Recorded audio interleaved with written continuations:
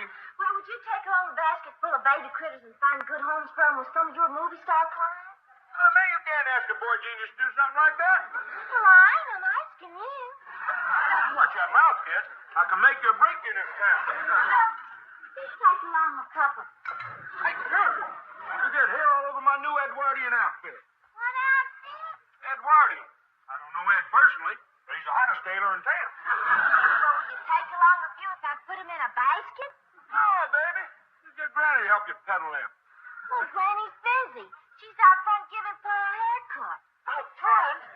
Well, Pa was out there sharpening knives and cobbing shoes and mending a churn, and Granny says the light's better out there. Oh, there goes the neighborhood. How am I going to keep my image as a world-famous celebrity with them hay-shakers cluttering up the front of the mansion? Tell them to get out of sight. Well, you go tell them. My limousine is going to be here any minute with my chauffeur, gopher, flunkies, and stooges. What are they going to think if they see Granny cutting Uncle Jed's hair? I'll just give you a good shot of my homemade scalp stimulator.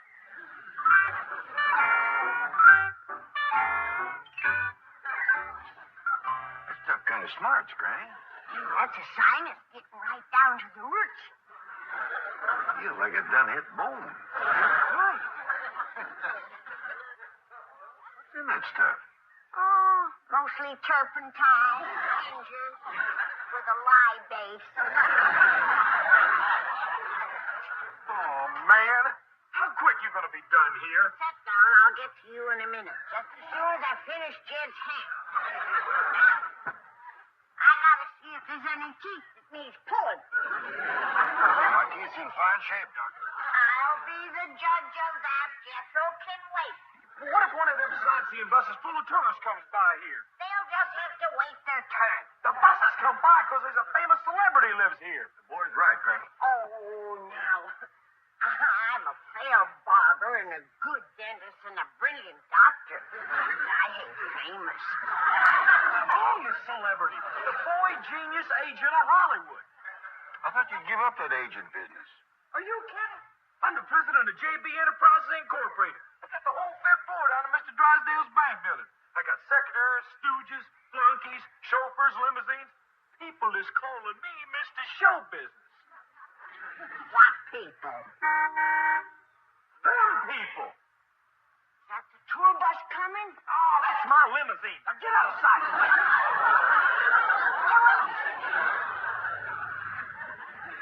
Good morning, stooges and flunkies. Good morning, Mr. Show Business.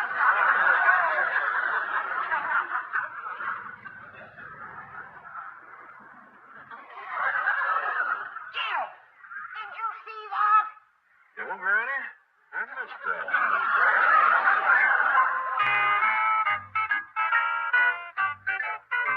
I'm sorry, Chief. Mr. Show Business isn't in his office yet. That nut owes me $5,000 in rent, and I... What did you call him? Mr. Show Business. That's what Jethro likes to be called. Well, just wait till I see him. I got a few other names I want to call him. Mr. Show Business, did your Uncle Sugar send a check for the rent? Certainly not. I don't take charity. That's me, baby. JB.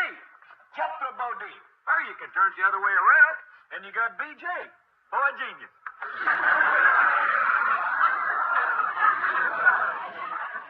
BJ. Boy genius. BJ, big jerk. Right there. Good morning, J.B. Oh, you're my new receptionist. That's right, J.B. Gang, tell her what they call me now. Wait a minute. I want to talk to you. Has he got an appointment? No, sir. Sorry, sweetheart. I'm all jammed up now. Hey, leave your card and I'll try to get to you next week. See that I'm not disturbed, huh? Come on, gang.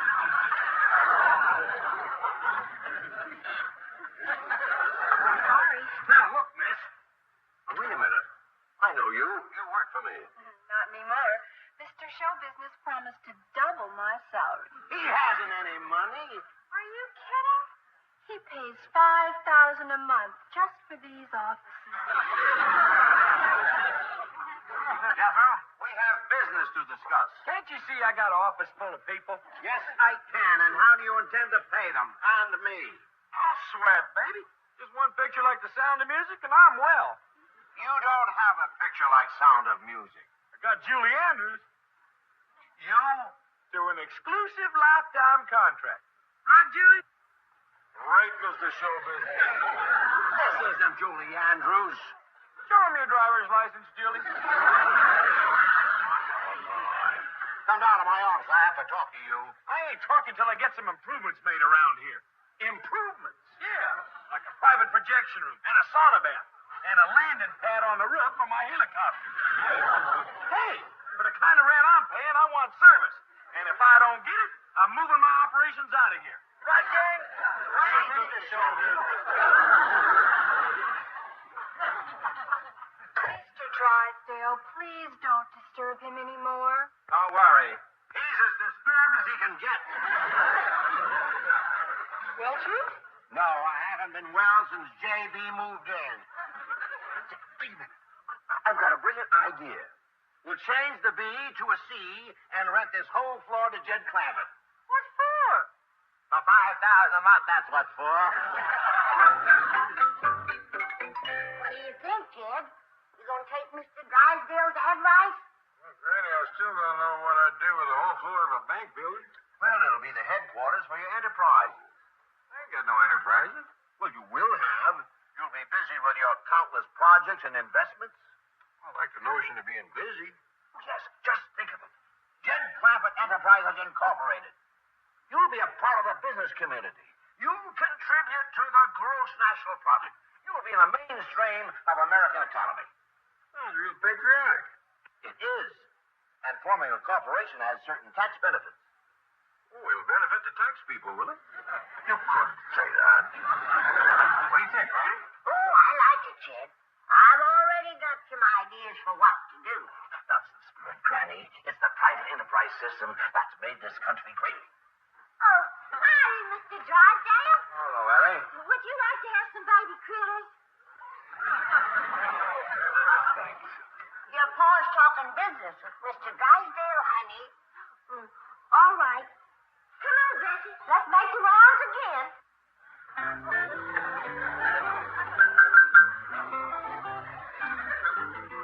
Ain't that a sorry sight? A pretty girl like Ellie, wasting her time running around the neighborhood with an ape, peddling critters. No wonder she's an old maid. Not for long, Granny. Picture Ellie Mae in a pretty dress, sitting behind the reception desk of Jed Clampett Enterprises Incorporated, meeting all the young, eligible business executives and captains of industry. My doggies, that does it. How soon can we move in? Practically immediately. I will go and make all necessary arrangements. Say, you got some ideas of what to do, Granny? I got a dozen of them, Jed. You can set up a whole workshop. Repair furniture, do wood carving, cobble shoes, make duck calls, mend harness, and I can have what I've always dreamed of all my life. A combination doctor and dentist office and barber shop. Sure will feel good doing something useful. Your first job is for me. I want you to whittle me a great big tooth and hang outside my dentist's office. I'll get started on it right away.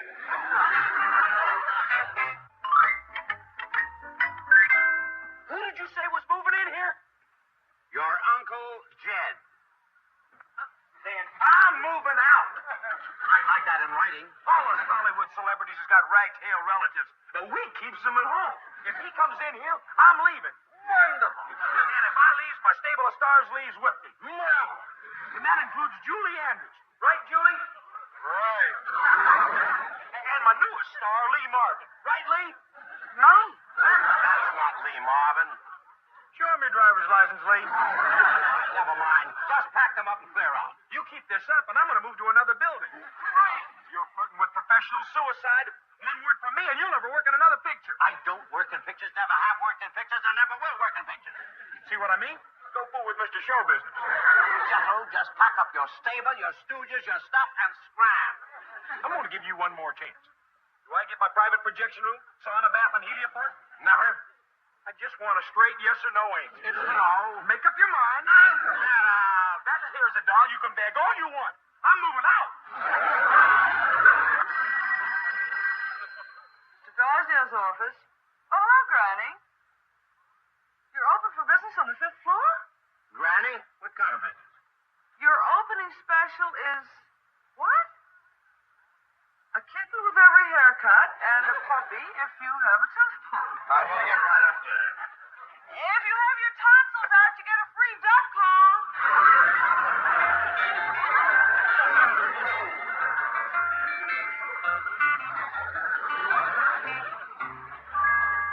How's that look, Ellie? Oh, just fine, Paul. I called Miss Jane and told her about our opening special. Mr. Drysdale's coming on the run. He knows a bargain when he hears one. What's going on up here? JC Enterprises is open for business. Get a free kitten with every haircut and a puppy if you... He knows all that, Ellie. That's why he's here. Come on in, Mr. Drysdale. You're our first customer. Temporarily, Granny and me is sharing this nice big room. Of course, when business picks up, we'll have to spread out a mite. I picked out another office for my operating room. Operating room?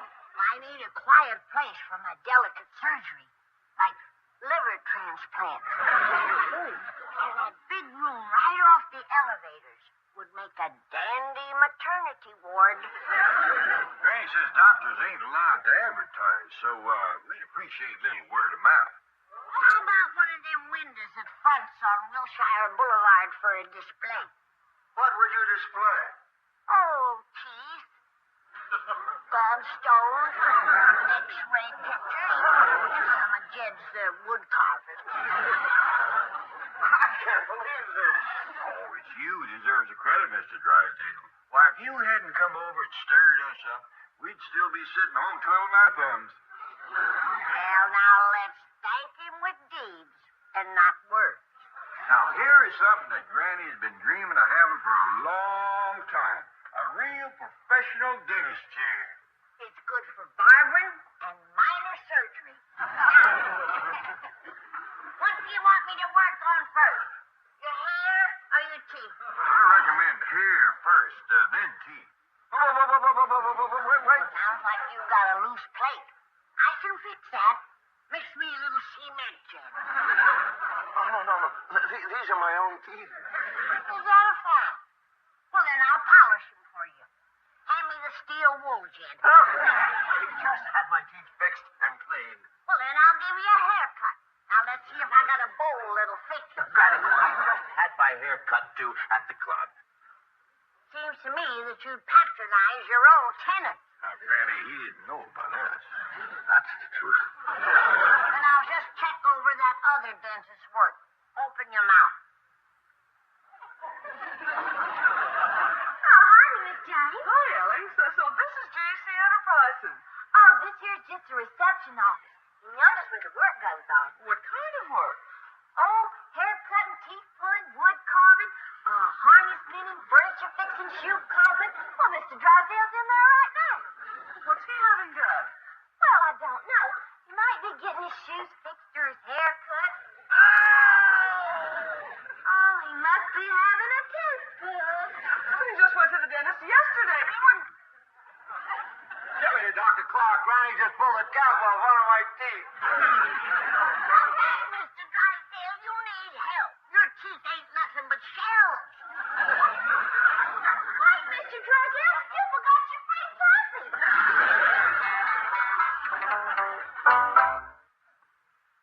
Who's that goomer?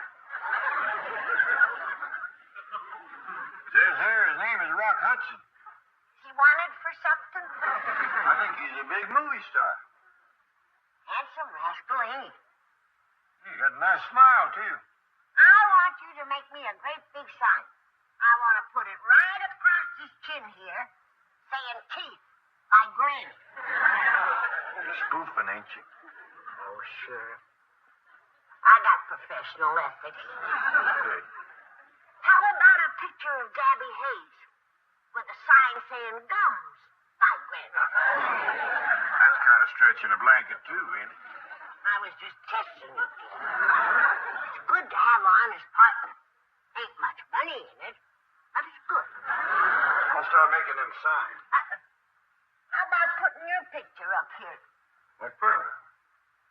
so I can put mine up there, too? You just put yours up, Granny. Only if you insist. I insist. It would give people confidence to see that the doctor is a kindly person. No question about it. We make a good team, Jed. Of course, I'm held back with medical ethics. But you're clever at getting around them.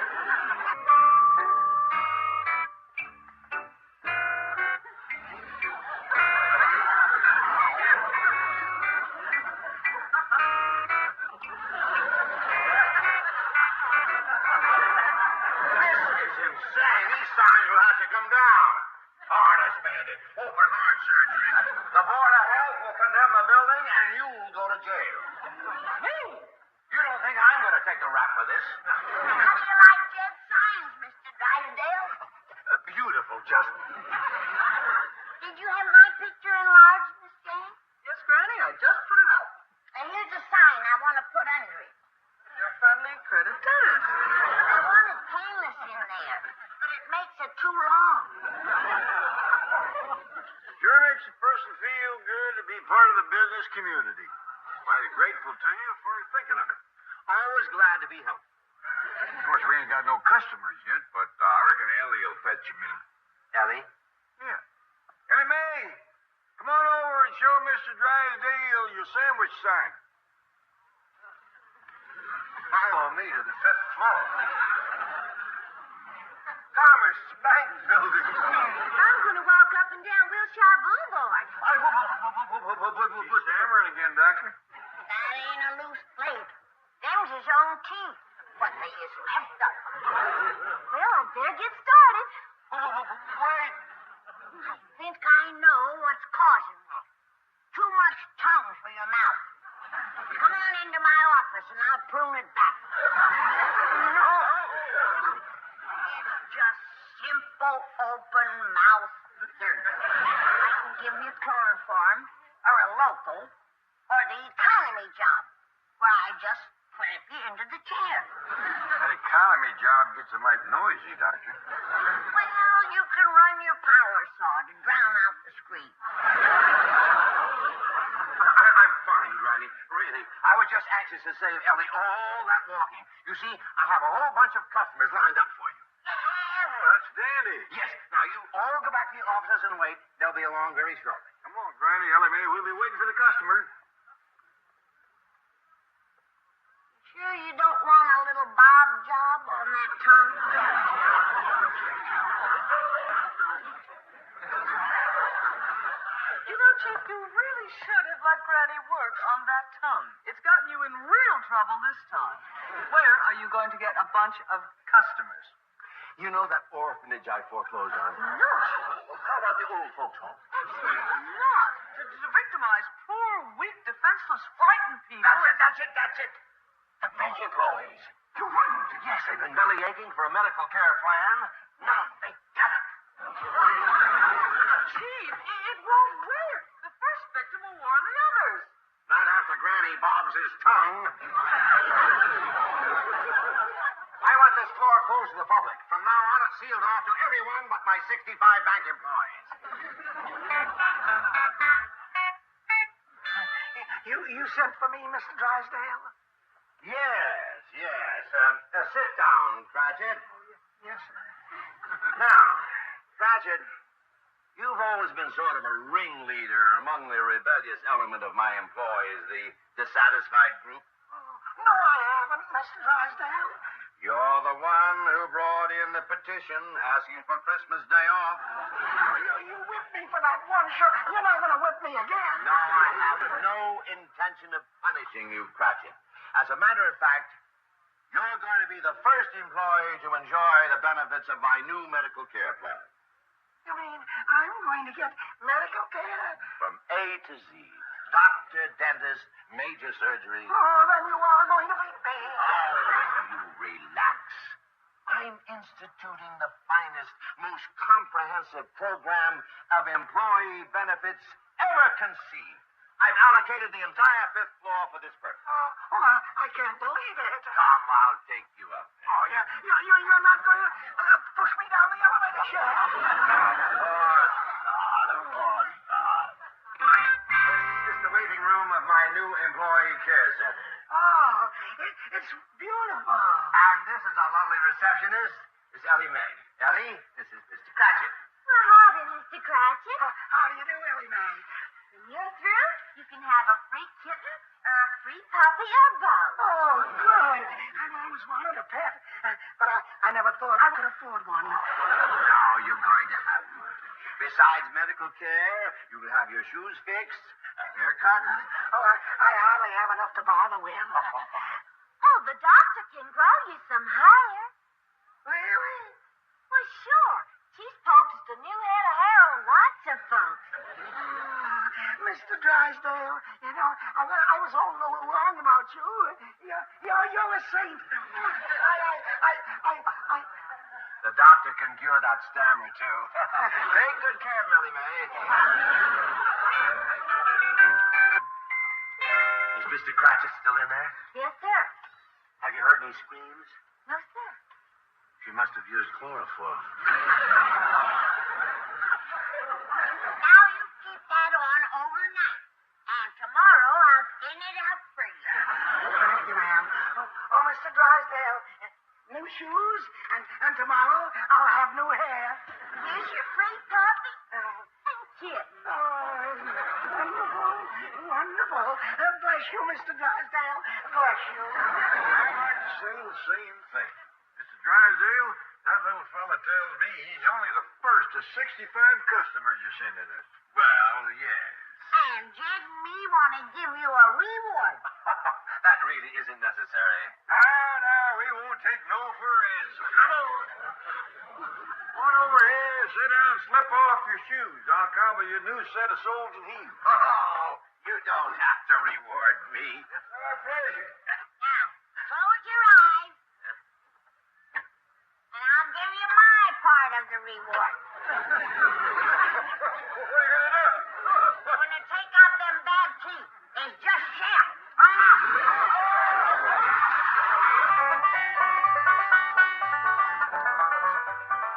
Hey, what has become of my worldwide talent agency? What have you hayshakers done to the shrine of show business, huh? Your friendly critic dentist. Granny? That's right. Also doctor, surgeon, and barber. Get a free kitten with every haircut. If you have a tooth float, get a free puppy. Let's get the offices of J.C. Enterprises open for business. Any patients waiting, receptionist? No, ma'am, doctor. Just yes, sir. Come on in, boy. You can see how your Uncle Jed and me has fixed up this office. Hello, honey. Why don't you slip on your sandwich sign, walk around the block a few times, chum up some customers. Oh, yes, sir, pal. The peasants had done took over the palace. This was the throne room of the Crown Prince's show business. From this window, I could look out over my empire. Mr. Drysdale said that you didn't need it, and he talked Jed and me into taking it over. You done killed a dream. The sweet smell of success is gone. I wouldn't say that, boy. We'd likely do real good. Yeah, I'm going to fetch back a whole bunch of customers. How pretty, Ellie. I will. Any business that Ellie fetches us would be gravy. We done got a 65 steady customers. Where'd you get them? Mr. Drysdale. He's sending us every one of his bank employees. Hey, I think you can take credit for that. It's a job you done on Mr. Drysdale's teeth that sold him. Oh, any first-rate dentist would have spotted right off that his front teeth was nothing but shells. Shells?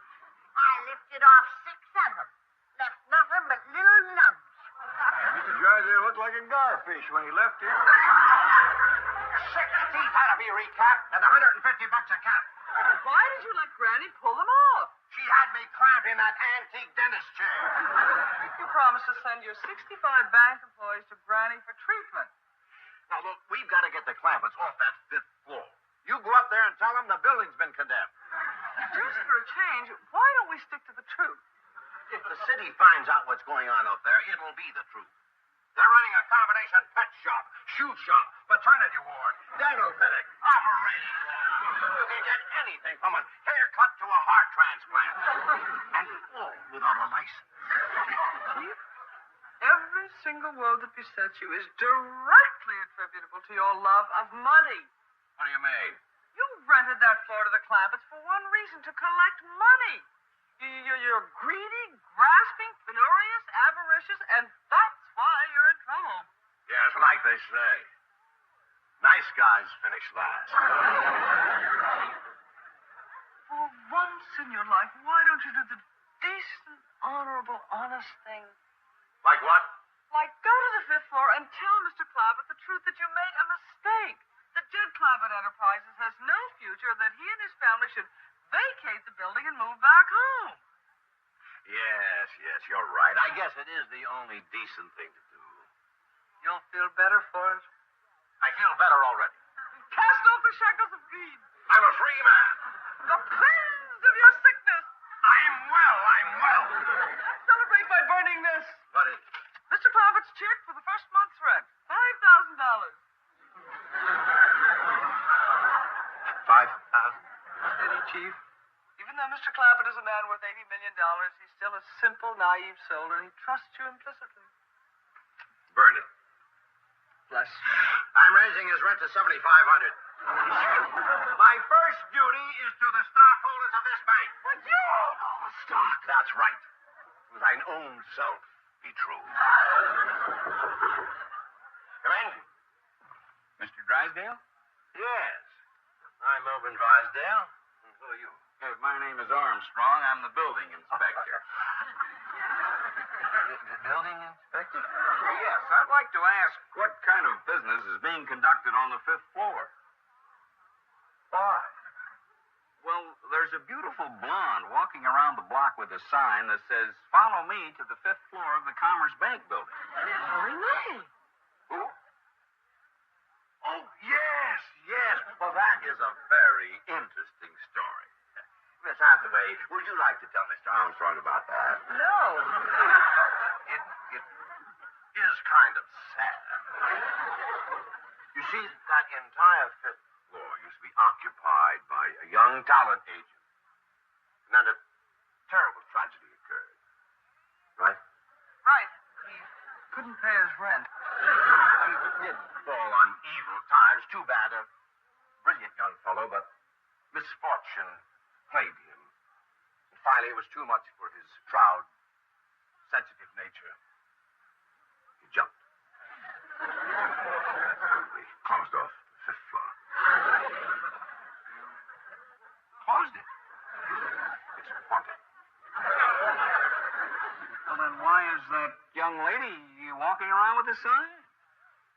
That is the really sad part of the story. You see, this girl was on the verge of stardom. And when that brilliant young agent jumped, it sort of unhinged her mind.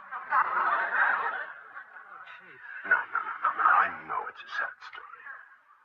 It's pitiful. Well, if you're going to cry, you go into your own office. Now, where was I?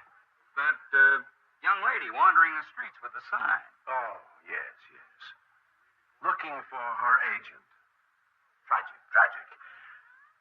She can't accept the fact that he's gone. Well, who was this young agent? Jethro Bodine. They called him Mr. Show Business, the boy genius of Hollywood. Funny, I didn't read about him jumping. Well, the industry hushed it up. He was such a revered figure. Well, what's on the 5th floor now? Nothing but ghosts, memories. Now and then, some of Jethro's old clients, who, like poor Ellie, refuse to believe that he's gone. When do you plan to reopen the floor? I may never reopen it. I may seal it off as a shrine to the memory of that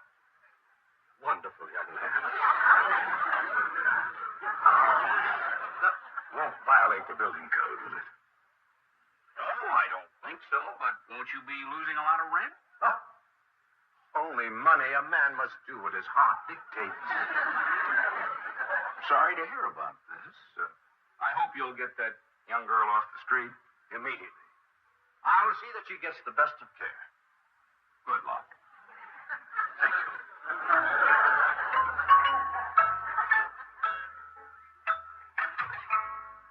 Well, Chief, you've really woven a tangled web now. But it worked. Now you get Ellie off the street and tell Mr. Clampett I've raised his rent. No, sir, I refuse to become involved. All right, come along. Where are we going? As an employee, you're entitled to free medical benefits. We'll start by having Granny fix your teeth. I'll cooperate. That's better. Now get busy.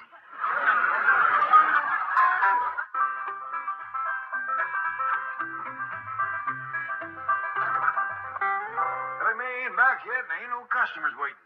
They'll come in bunches. That's the way it always is.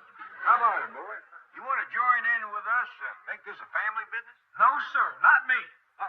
You could learn some mighty useful trades, like hair cutting, cheese pulling, doctoring. Wood carving, harness mending, shoe cobbling. You all just don't understand, do you? I just can't go from being Hollywood's #1 agent to cobbling shoes. I'd rather jump out the window. Well, if you feel that strong about it. Hey, listen, you ain't doing no business. I tell you what, you let me turn this place back into my worldwide talent agency, and I'll put you in movies. What do you think, Granny? No, Jed. It's tempting. But the world needs a good doctor more than it does another sex symbol. Granny's right about the world needs a doctor, boy. Why don't you stay and study with her? I'll learn your brain surgery. I just ain't getting through to you, am I? I got show business in my blood. I've done been sprinkled with stardust. I got destiny to fulfill. Where do you aim to fulfill it? Yeah. You couldn't pay your rent here. Well, hey, how about I have my talent agency up at the mansion? That's all right with me. It'll be good to have somebody keeping an eye on the place. That's the deal.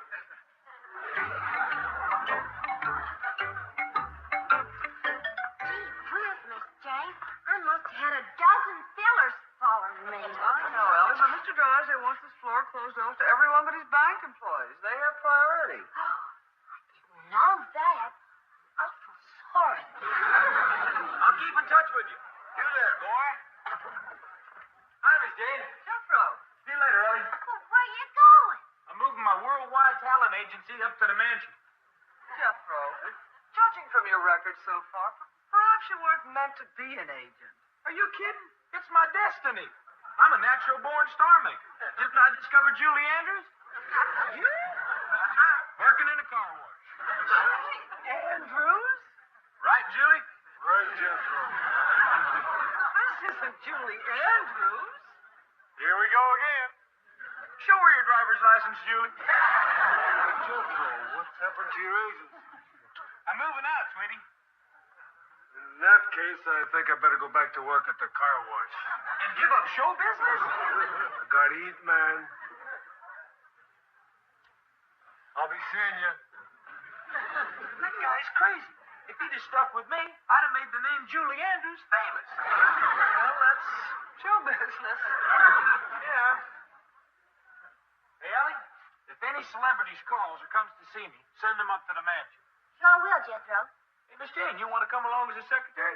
You can start by typing up Lee Marvin's contract. You handle Lee Marvin? Yeah, she's a real nice girl. You like her. Thanks, Jethro, but I get nervous around celebrities. Well, mansion won't be no place for you, because it's going to be jumping with them. Oh, if you want me, I'll be up there among the stars. Jethro. Well, Miss Jane. Sure is good to see you. Come in, come in. Right here. Now, sit right over there in the dentist chair and we'll get started. Wait a minute. I'm not here for treatment. How come? Mr. Drysdale said he was sending up all his employees. Well, yes, but we're supposed to come in alphabetical order. I I'm Hathaway. Ages aren't due yet. Well, who's that little fella that I pulled his hair on his head? Cratchit, C. Next comes D. Hi, Dave. Good. We's ready for him. Jed whittled him a brand new upper plate. Take a look at this, Miss Jean. I made the gums out of redwood. That way the termites won't get into him. And the teeth is hard maple. Mr. Drysdale has teeth. Oh, he don't want to be running around with them little nubs. A banker ought to have a nice smile. I can put a coat of white enamel on these and he'll look dandy. Maybe Mr. Drysdale would like a gold tooth. Right there in front. I can get one for him. More if you want. Oh, that'd look rich. Surely you're joking. I mean, a person couldn't really use wooden teeth. Could they? Sure, I whittled many a set for folks back in the hills. Half the folks on Possum Ridge is eating with Jed's teeth. I made them for folks as far away as Branson. His best customer is Jim Owen over to Branson. I made old Jim 3 sets. One for hunting, one for fishing, one for Sunday. Jed would drill little holes in his hunting teeth so Jim could whistle up his dogs. I think Jim appreciated his fishing teeth the most. He used to love to get out of his john boat on the White River. But come ragweed season, he'd sneeze away 4 or 5 sets of store teeth. They'd sink right to the bottom. Kept him broke until I whittled him a set out of white oak. He'd still sneeze about, but they would float. Many's the day I seen old Jim sitting out there in his boat, gumming a cigar and casting for his teeth. Never lost another set. Well, I did have to make him one replacement, Granny. How come? He fell asleep one day with his mouth open. Woke up, there was a woodpecker sitting on his chin. That's a remarkable story. Oh, Jed, tell her about the Sunday teeth. Oh, yeah, I made him a set of hollow teeth to wear to church.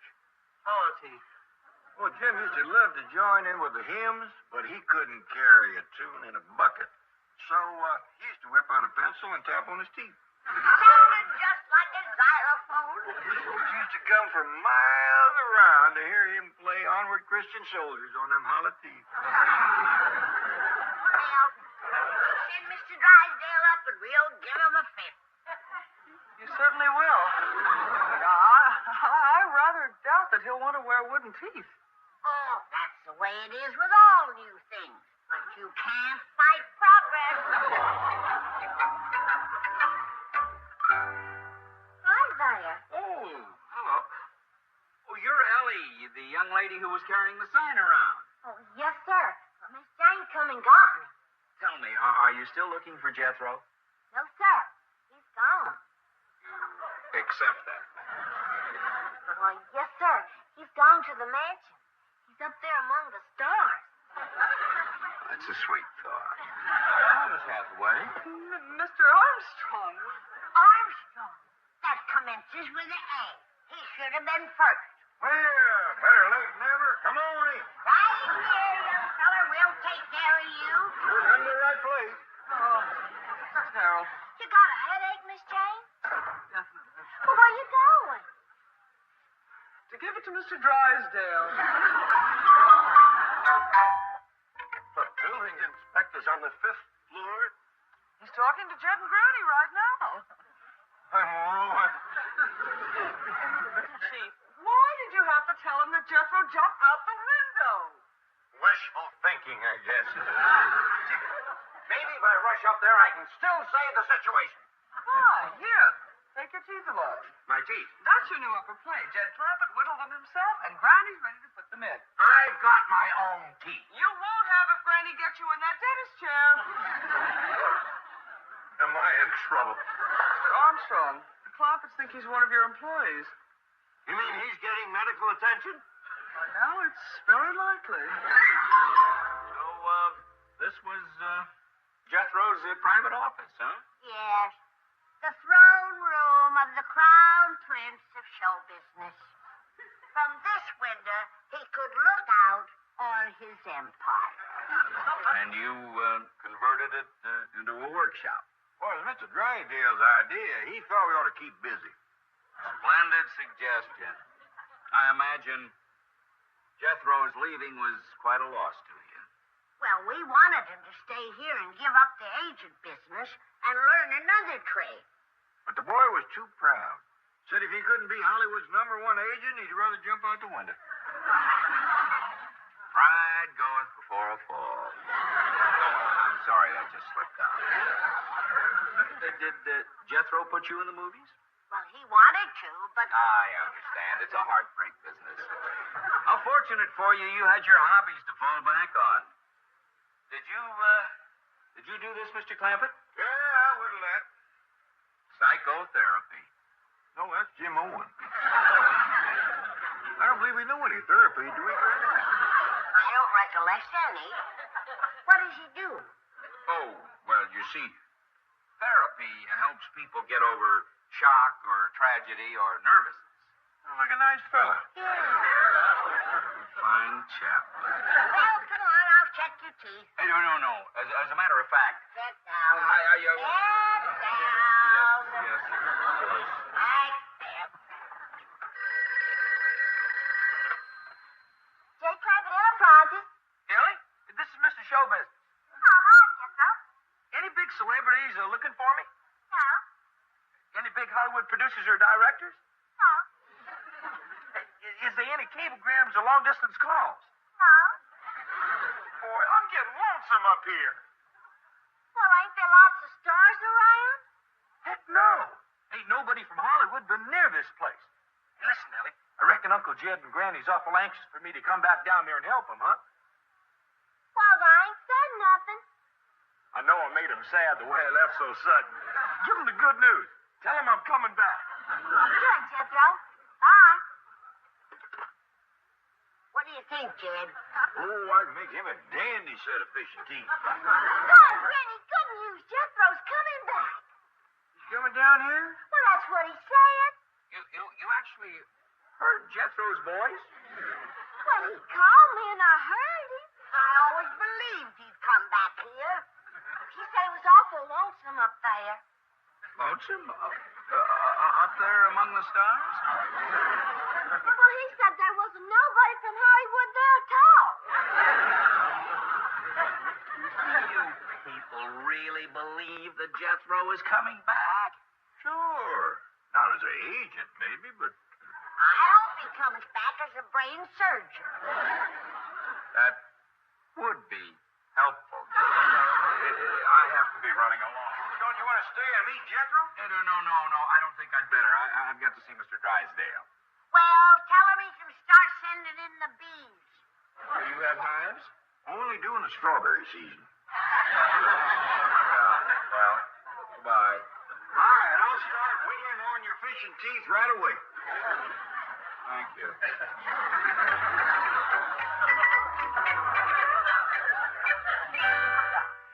Here's a little town in the mountains of Mexico where they'll never find me.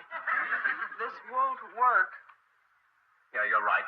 Get me on the plane to Argentina. Chief, listen to me. Mr. Drysdale. Now, just a minute, Mr. Armstrong. The whole idea was Miss Hathaway's. I am innocent. Congratulations, Miss Hathaway. That program for rehabilitation that you're conducting on the 5th floor is one of the most inspiring humanitarian projects I've ever witnessed. I thought you were upset about the higher rate of interest on loans to widows and orphans. That was her idea. She does all the rotten things. The project on the 5th floor was mine. Well, whoever is responsible for it, it's great. That occupational therapy program is working wonders. Their minds are still a little unstable, but their manual dexterity is fabulous. Why, do you know that Mr. Clampett carves false teeth out of wood? Do I know it? It was my idea. Look at this apple plate he just carved for me. But you have beautiful teeth. Oh, that's beside the point. To help those poor tortured souls, I'm going to have Granny pull every tooth and fit me with ease. Fine. Well, let's get started. Granny! Stammering again. I'm going to have to prune his tongue back, too. Prune his tongue? He's got too much for his mouth. It's going to cause him trouble. It already has. Well, what What do you say, Mr. Drysdale? You want me to bob it back for you? Bob? He might just be ready to have you remove the whole thing. Well, we'll see. Come along. The sun hung low over the rolling hills of the Ozarks, casting long, golden shadows across the modest cabin where Jed Clampett sat on his front porch. Jed was a man of simple pleasures and honest toil, a mountaineer whose weathered hands told the story of a lifetime spent working the rugged land. He was a good man, a man who loved his family deeply, though he often struggled to keep the larder full and the family fed. His days were spent hunting in the woods and tending to his small plot, always with a watchful eye on his daughter, Ellie Mae, and his spirited mother, Granny. One fateful afternoon, while Jed was out hunting, his rifle cracked through the stillness of the woods. He was not looking for glory. He was simply searching for something for the dinner pot. As his bullet struck the earth, it did not reveal a common burrow, but instead, a dark, viscous liquid began to bubble up through the ground, dark and thick as night. Jed stood back, his eyes widening in surprise. He realized then that his life, and the lives of his family, were about to change forever. It was oil, that is. Black gold. Texas tea. News of the discovery traveled faster than a mountain breeze, and soon, the simple life of the Clampetts became a whirlwind of excitement and confusion. The kinfolk, gathered around with wide eyes, whispered that Jed was a millionaire, a man of wealth and stature beyond their wildest dreams. They urged him to leave the hills behind, claiming that California was the place he ought to be. With a heavy heart but a sense of adventure, they loaded up their truck with all their worldly possessions and set out on a journey that would lead them to the glamorous, bustling streets of Beverly Hills. That is, swimming pools and movie stars. The Beverly Hillbillies had arrived. Life in the mansion was a constant adjustment. One morning, Jethro, feeling particularly ambitious in his role as a self-proclaimed boy genius, approached his uncle. "Are you going down to your agent office this morning?" he asked with a wide grin. "That is right, sweetie," Jed replied, his voice calm and steady. "Well, would you take along a basket full of baby critters and find good homes for them with some of your movie star clients?" Jethro inquired, hopeful that his uncle might share in his grand schemes. Jed, always patient, looked at the boy and sighed. "Well, I mean, you cannot ask a boy genius to do something like that," Jed said, knowing that Jethro had a tendency to overcomplicate even the simplest tasks. Jethro, however, was undeterred. "Well, I am not a nice canoe," he joked, his mind racing with visions of grandeur. "Watch that mouth, kid," Granny called out from the front porch, where she was busy shortening knives and copying shoes, her needles clicking as she mended a worn chair. "I could make you a break in this town," Granny added, her eyes twinkling with a mischievous light. Jed decided to take a few of the critters, though he knew it would be a challenge. "No, baby," he said, turning to Jethro. "You get Granny to help you peddle them." "Well, Granny is busy," Jethro replied, gesturing toward the porch. "She is out front giving Pa a haircut." Outside, the scene was one of domestic chaos. Granny was carefully trimming hair, her movements precise and practiced. Pa was out there, his presence a source of both pride and frustration for the neighbors who expected a certain level of decorum in their quiet, upscale neighborhood. "Oh, there goes the neighborhood," a neighbor whispered, horrified by the sight of the hayshakers cluttering up the front of the mansion. Jethro, desperate to maintain his image as a world-famous celebrity, was frantic. "How am I going to keep my image as a world-famous celebrity with them hayshakers cluttering up the front of the mansion?" he asked himself, pacing back and forth. "Go tell them to get out of sight," he commanded, though he dared not approach them himself. "My limousine is going to be here any minute with my chauffeur, gopher, flunkies, and stooges," Jethro announced, his voice filled with self-importance. What are they going to think if they see Granny cutting Uncle Jed hair, he wondered. Granny, oblivious to his concerns, continued her work. "I will just give you a good shot of my homemade scalp stimulator," she declared, holding up a jar of the potent mixture. "That stuff is kind of smart, Granny," Jed noted, wincing as he felt the tingle. "Well, That is a sign it is getting right down to the works, she explained, her voice confident and cheerful. You look like a done-hit bone, she remarked, peering at him with a critical eye. What is in that stuff? Jed asked, curious about her secret formula. Oh, mostly turpentine, ginger, with a lye base, she replied casually. The morning sun continued to rise, and the activity at the mansion grew more intense. Jed patiently endured his haircut, knowing that Granny found comfort in her routines, no matter where they lived. How quick you going to be done here? Jed asked, hoping to avoid any further elaborate treatments. Sit down, she commanded. I will get to you in a minute, just as soon as I finish Jed hair. Now, I got to see if there are any teeth that needs pulling. My teeth are in fine shape, Doctor, Jed said, trying to maintain his dignity. I will be the judge of that, Granny retorted, her professional instincts taking over. Jethro can wait, she added, ignoring the boy's frantic calls. Well, what if one of them buses full of tourists comes by here? Jethro asked, fearing his audience would witness the scene. They will just have to wait their turn, Granny stated firmly. The buses come by because there is a famous celebrity lives here, Jethro pointed out, trying to emphasize his own importance. The boy is right, Granny, Jed acknowledged, always willing to give credit where it was due. Oh, now I am a fair barber and a good dentist and a brilliant doctor, but I am not famous, Granny reasoned. I am the celebrity, the boy genius agent of Hollywood, Jethro insisted, his chest puffed out with pride. I thought you would give up that agent business, Jed remarked, a touch of gentle concern in his voice. Are you kidding? Jethro exclaimed. I am the president of JB Enterprises, Incorporated. I have got the whole 5th floor down in Mr. Drysdale Bank Building. I have got secondary, stooges, flunkies, chauffeurs, limousines. People is calling me Mr. Show Business, he declared, sweeping his arm across the air. What people? Jed asked, though he already knew the answer. Them people, Jethro replied vaguely. Is that the tour bus coming? He asked, his heart racing. Oh, that is my limousine, he shouted, rushing toward the driveway. Now, get out of sight, quick, he ordered. Good morning, stooges and flunkies, he announced as the car arrived. Good morning, Mr. Show Business, they replied in unison. The days turned into weeks, and the business of JB Enterprises became a focal point for the family. Jethro spent his time in the city, surrounded by his entourage and his dreams of fame, while Jed and Granny found their own ways to stay busy. Mr. Drysdale, the banker who had initially welcomed the Clampetts with open arms, began to feel the strain of Jethro ambition.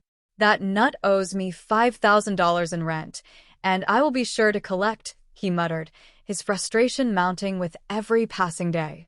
He arrived at the office, his patience worn thin. Ah, Mr. Show Business, he said, his voice cold. Did your Uncle Sugar send the check for the rent? He demanded. Certainly not, Jethro replied, his tone dismissive. I do not take charity. That is me, baby, Jethro said, striking a pose. JB, Jethro Bodine. Or you can turn it the other way around, and you got BJ, boy genius. BJ, boy genius, Mr. Drysdale repeated, his voice filled with sarcasm. BJ, big jerk, he thought to himself, though he chose to keep his words to himself for the moment. Good morning, JB, a voice called out. Oh, you are my new receptionist, Jethro said, his face lighting up. That is right, JB, the young woman replied. Gang, tell her what they call me now, Jethro commanded. Mr. Show Business, the group chanted. Jethro, wait a minute, Mr. Drysdale interrupted. I want to talk to you. Has he got an appointment? Jethro asked, his voice overly formal. No, sir, Mr. Drysdale replied. Sorry, sweetheart, I am all jammed up now, Jethro said to the receptionist. Leave your card, and I will try to get to you next week, he added, turning back to his entourage. See that I am not disturbed. Huh, he said, walking away with his group. The confusion only deepened when Jed arrived, seeking to understand what was happening with his nephew. Jethro, we have business to discuss, Jed said, his voice calm but firm. Cannot you see I got an office full of people? Jethro replied, trying to look busy. Yes, I can, Jed answered.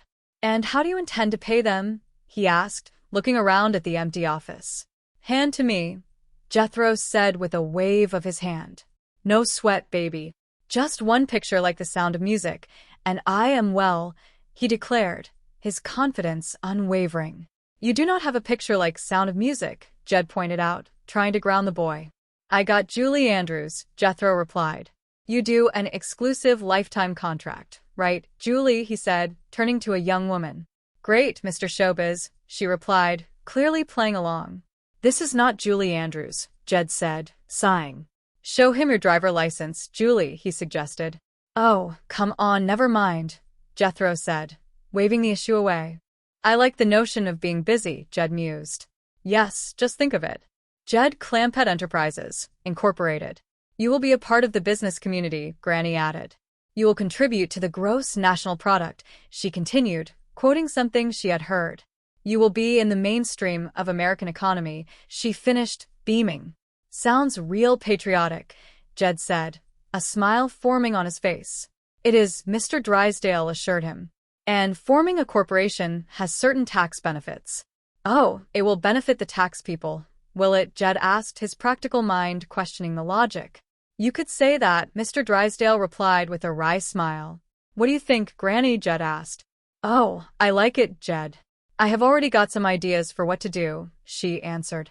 As the plans unfolded, the atmosphere around the mansion and the bank building shifted.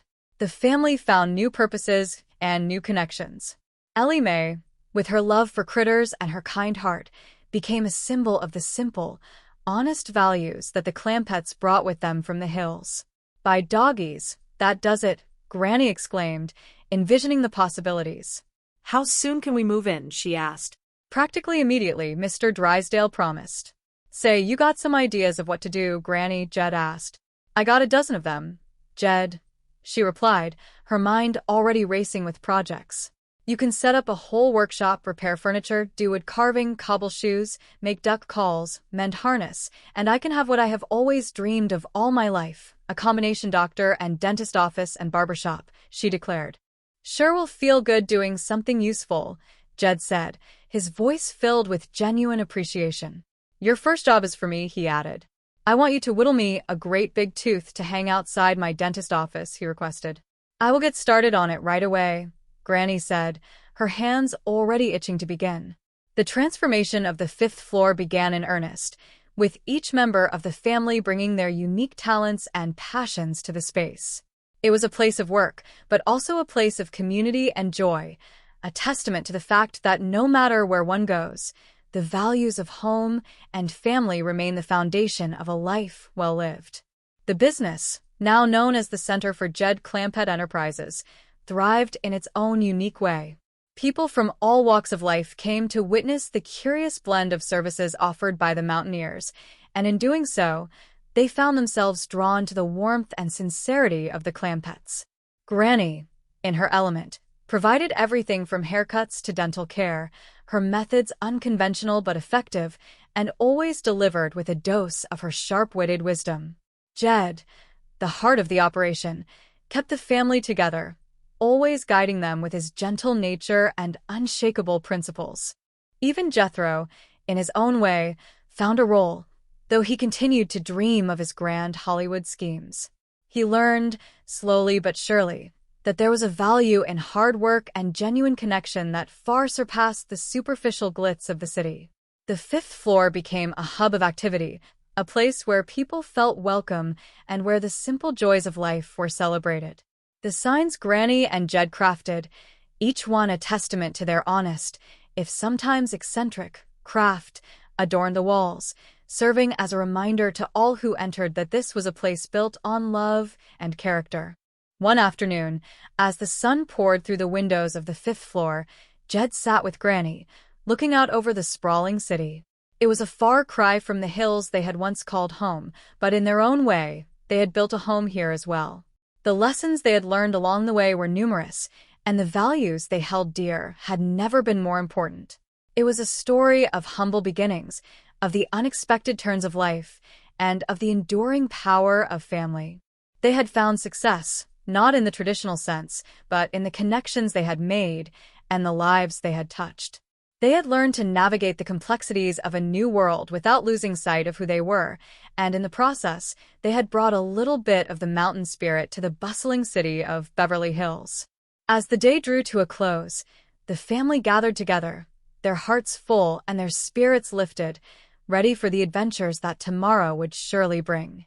The experience had taught them that the true measure of wealth was not the gold in their pockets, but the kindness they shared with others. And as they prepared to return home for the evening, they reflected on the journey they had taken, grateful for the blessings they had received and for the simple, honest life they continued to lead. They were the Beverly Hillbillies, and this was their story, a tale of love, family, and the enduring strength of the human spirit. Through every challenge and every triumph, Jed remained the steady hand, the heart of the family, guiding them with his patience and his unwavering belief in the good in all people. Granny, with her sharp wit and her tireless energy, provided the spark of humor that kept them going, while Ellie Mae, with her love for all creatures, large and small, reminded them of the beauty and innocence that still existed in the world. As they looked toward the future, they knew that whatever it held, they would face it together, just as they had always done. They had built something special, something that transcended the boundaries of their past and the uncertainties of their future. They had created a legacy, not of riches, but of memories and moments that would last a lifetime. And in the end, that was all that truly mattered. The city of Beverly Hills had changed them in ways they could never have imagined, but the mountains were still within them, a constant source of strength and comfort. They were a family, and that was the greatest gift of all. As they stood on the balcony of their new home, looking out at the glittering lights of the city, they felt a sense of peace, knowing that they were exactly where they were meant to be. The journey had been long and winding, filled with laughter and tears, with joy and sorrow. But through it all, they had remained true to themselves, holding fast to the values that had defined them from the very beginning. They were the Clampetts, and they had found their place in the world, a place where they could live, love, and grow together as one. And as the stars began to twinkle in the night sky, they looked toward the horizon, dreaming of the possibilities that lay ahead, knowing that with each other, they could overcome anything. The story of Jed, Granny, Ellie Mae, and Jethro was far from over. It was merely the beginning of a new chapter, one that they would write together, with love, laughter, and the same spirit of adventure that had brought them to this place in the first place. They had learned that the world was a vast and complex place, but it was also a place where kindness and understanding could bridge even the deepest divides. They had become part of something greater than themselves, a community that spanned across the city, touching the lives of everyone they met. And in the end, that was the true meaning of their journey, a journey of discovery, of growth, and of finding the beauty in the everyday. The legacy of Jed Clampett Enterprises, Incorporated was not just a business. It was a symbol of what could be achieved when people came together with a shared vision and a common purpose.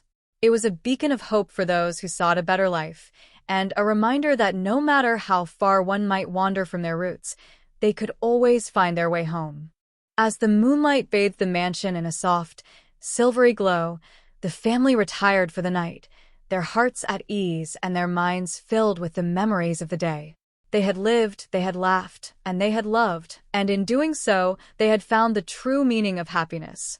It was a simple life, but it was a life that was rich in all the things that truly mattered. And so, the story of the Beverly Hillbillies continued, a testament to the power of family, the importance of hard work, and the enduring strength of the human spirit.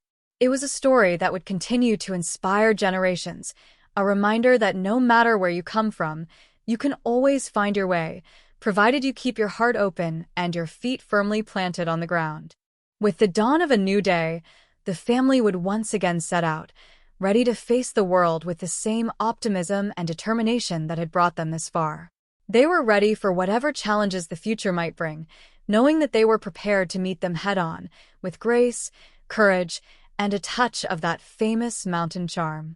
The world might be changing, but the spirit of the Clampetts would remain the same, a beacon of hope and a source of inspiration for all who knew them. They were the people of the hills, and they had found their home, not just in a mansion, but in the hearts of the people they served and the life they had built together. As the morning sun broke over the horizon, the fifth floor of the bank building buzzed with the promise of a new day, a day of possibilities and new beginnings. Jed, Granny, and the rest of the clan stood ready, their spirits high and their hearts full, ready to greet the day with a smile and a warm welcome for everyone who passed their way.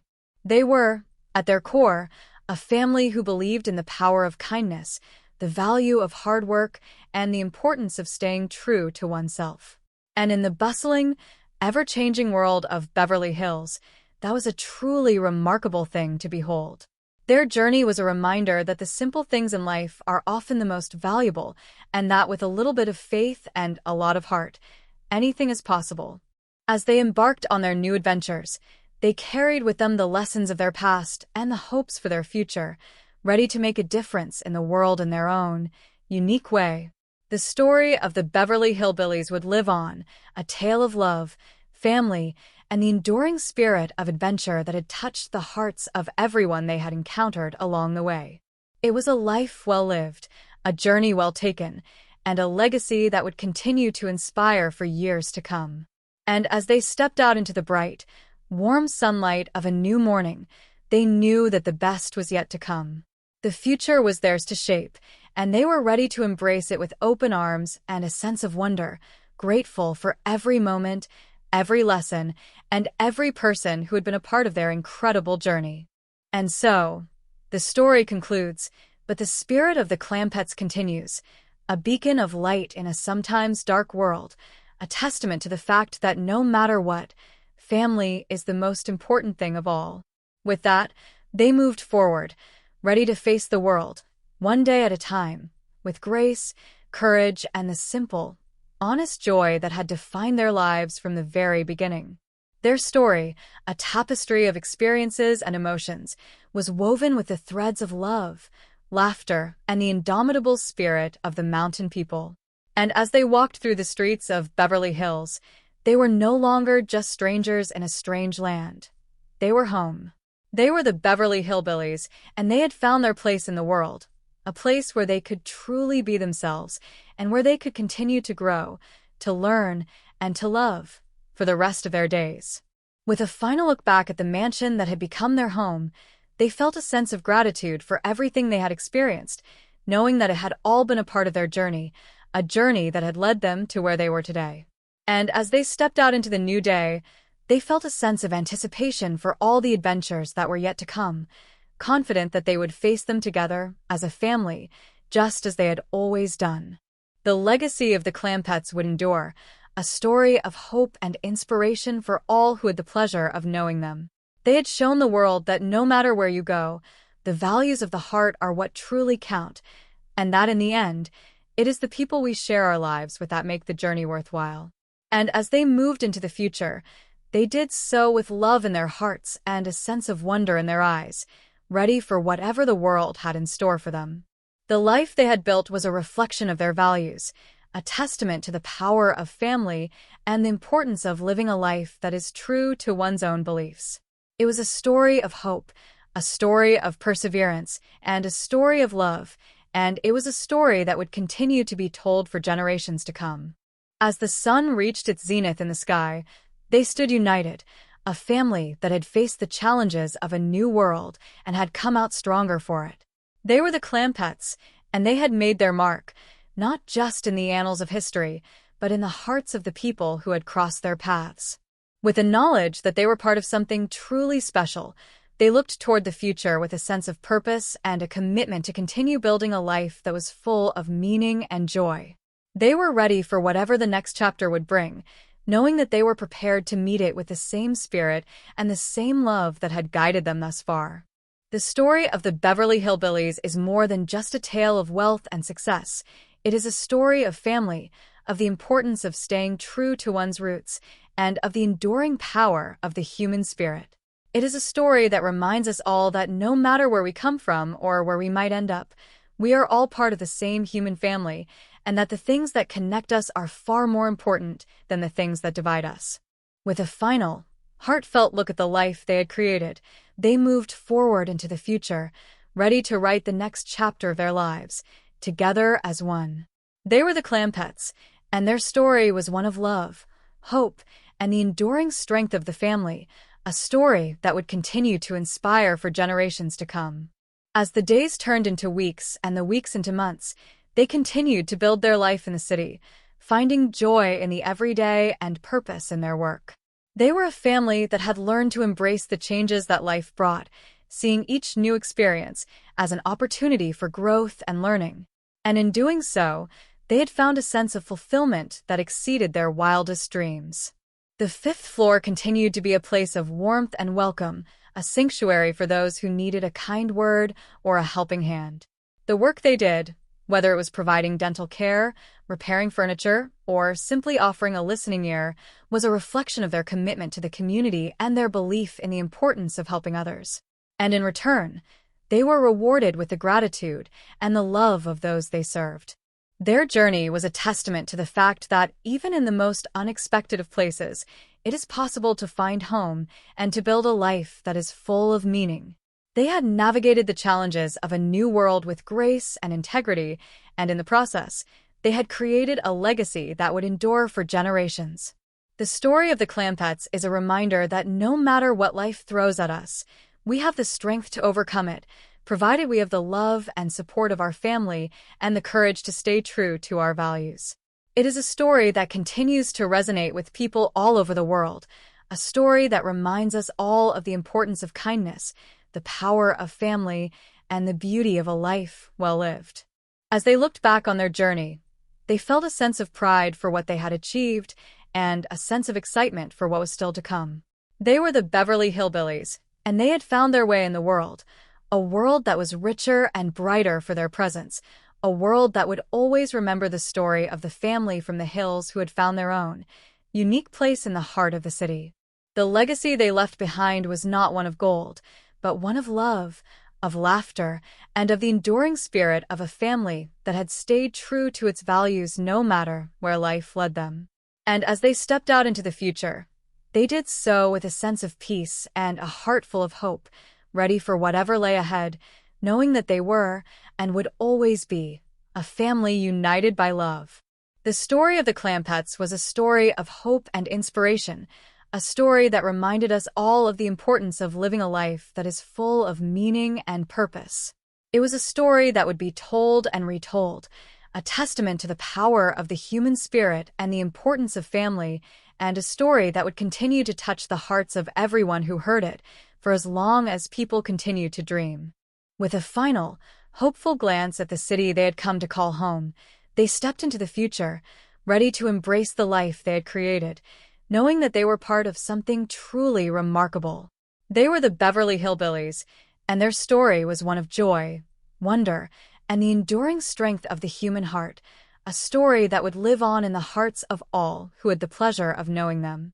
And so, the legacy continued, a beacon of hope and a source of inspiration for all who faced the challenges of life with a heart full of courage and a spirit full of hope. They were the Clampetts, and they had shown the world what it meant to live a life that was truly meaningful, a life that was built on the foundation of love, family, and the simple, honest joy that comes from being exactly who you are, no matter where life might lead.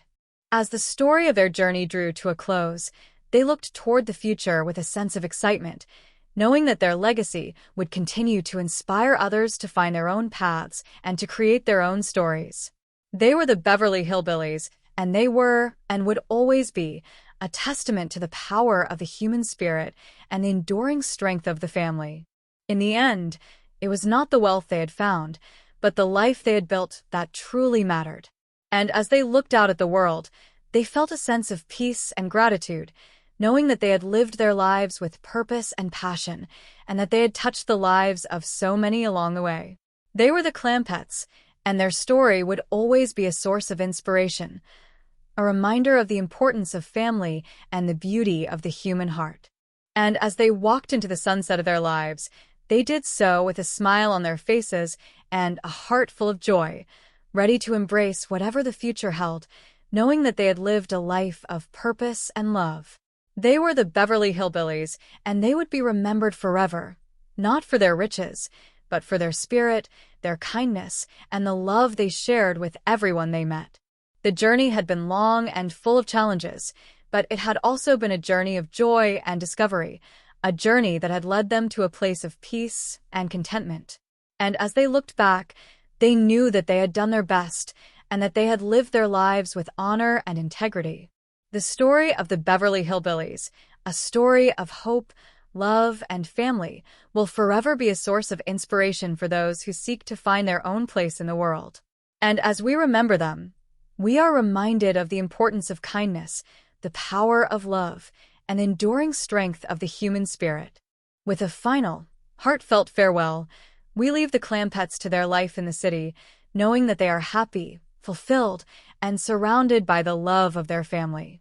And as we reflect on their story, we are reminded of the simple, honest beauty of a life well lived, a life that is defined by the values we hold dear and the people we love.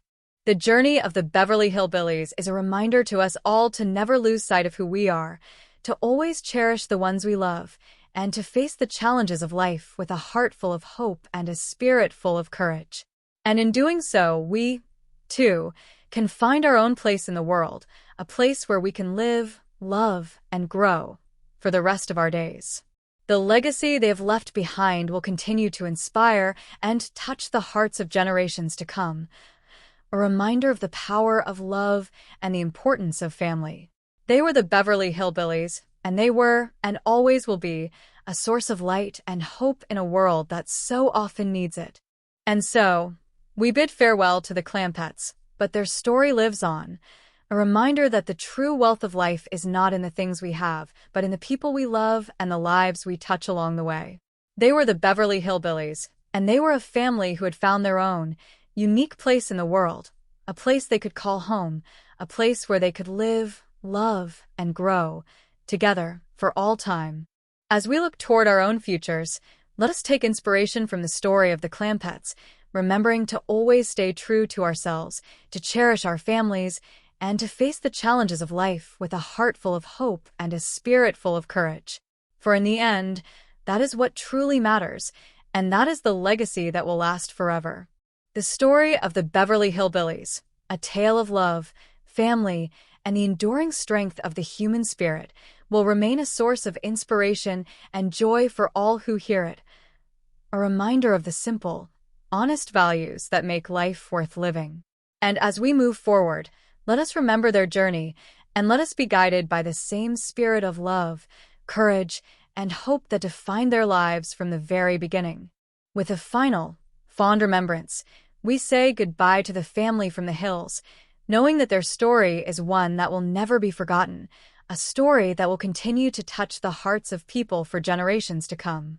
They were the Beverly Hillbillies, and they were, and always will be, a testament to the beauty of the human heart and the enduring power of family, a story of love, hope, and the simple joy of living a life that is true to oneself. The story of the Clampetts, a story of hope, love, and the strength of the family, serves as a beacon of inspiration for all of us. It is a story that reminds us to appreciate the moments we have, to treasure the relationships we build, and to never forget the simple joys that make life meaningful.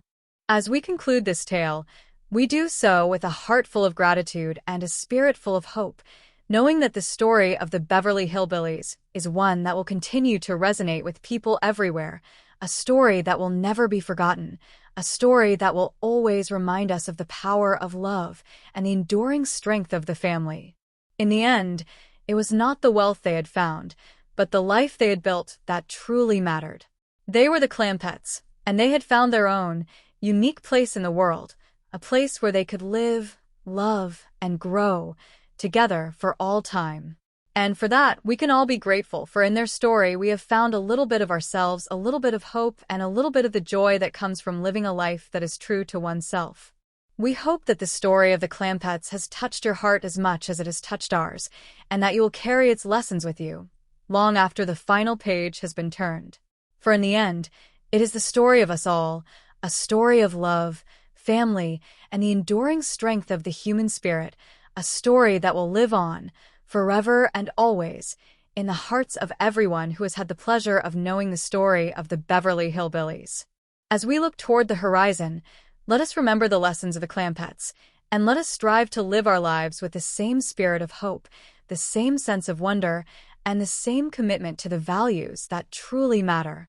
For in the end, it is the simple, honest beauty of a life well lived that is the greatest gift of all.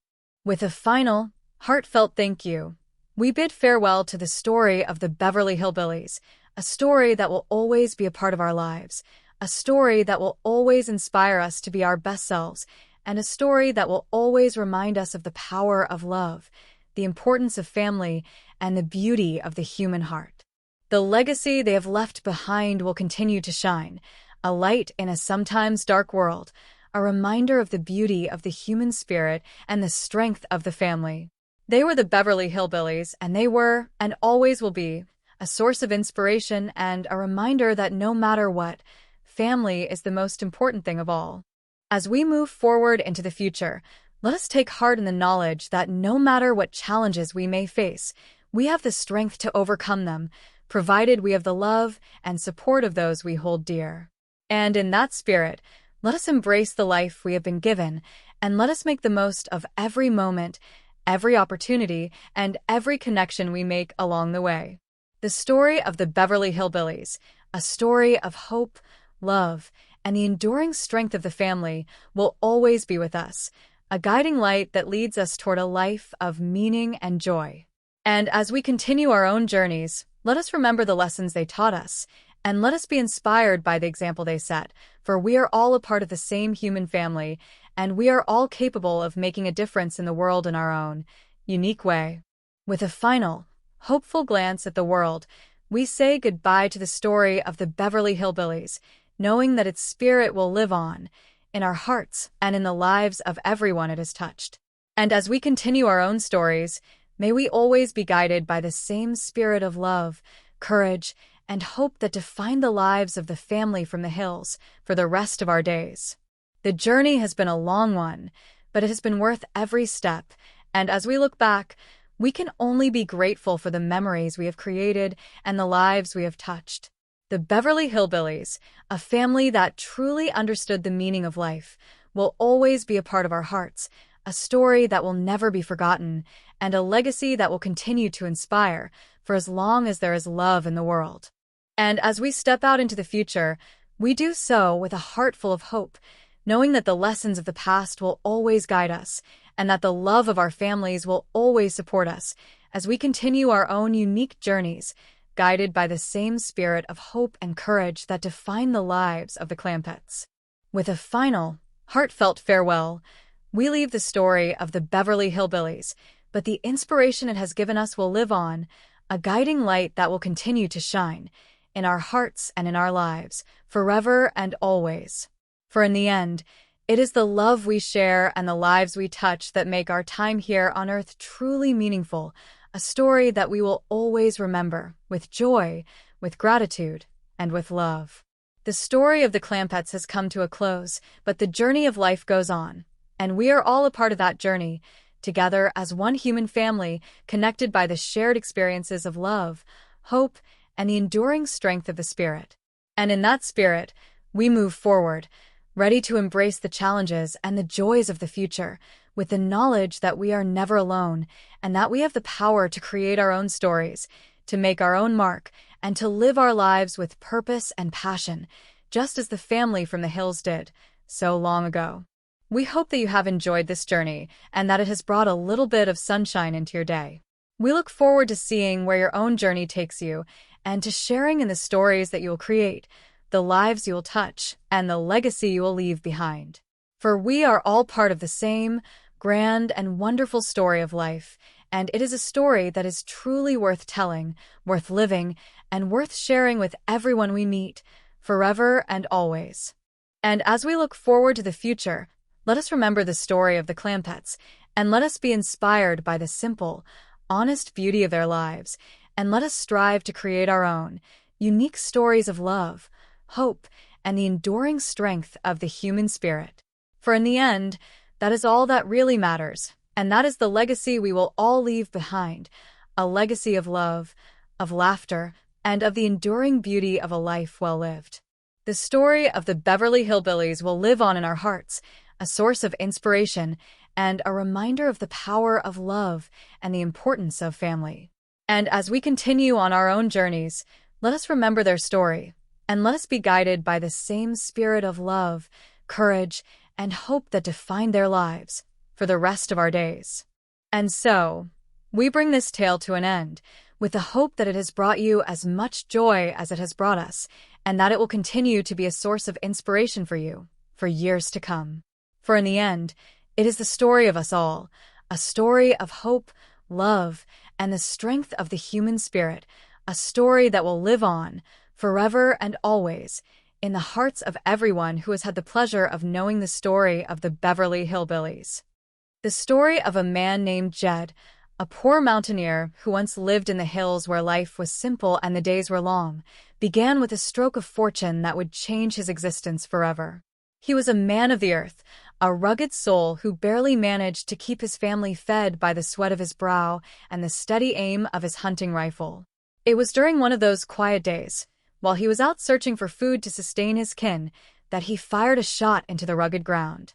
To his astonishment, the earth parted, and up through the soil bubbled a dark, thick liquid. It was oil, that black gold, the legendary Texas tea that transforms a humble life into something beyond comprehension. Within a short time, Jed found himself a man of great wealth, a millionaire by every measure of the world. His kinfolk, wise in their own way, gathered around him and spoke with conviction. "Jed, you must move away from these hills," they insisted. They spoke of California, a land of promise and sunshine, as the place he ought to be. So, with the simplicity that defined their lives, they loaded up the old truck and moved to Beverly. It was Beverly Hills, that is, a place defined by swimming pools and the shimmering lights of movie stars. They became the Beverly Hillbillies, a family of honest hearts thrust into a world of glamour and complex manners. One morning, the house was a flurry of activity. "Are you going down to your agent office this morning?" someone asked.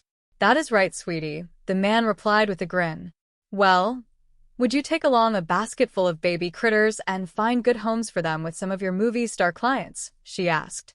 The man chuckled, shaking his head. "Well, I mean, you cannot ask a boy genius to do something like that."